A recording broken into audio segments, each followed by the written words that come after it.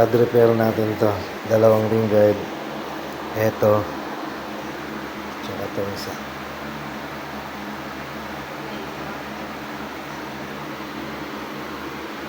Bali, dalawang ring guide yan. So, mano-mano iniikot ko. So, kailangan ikot-ikutin para maging pantay yung reason. Madali lang gawin to guys. Sa may mga sirang ring guide, magpapalit kayo, pwede to. Bibili lang kayo sa online ng resin epoxy. Yung hinahalo lang.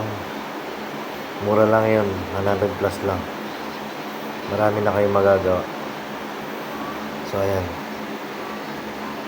Nagawa na natin itong dalawa. Pinapatuyo ko na lang. Alright.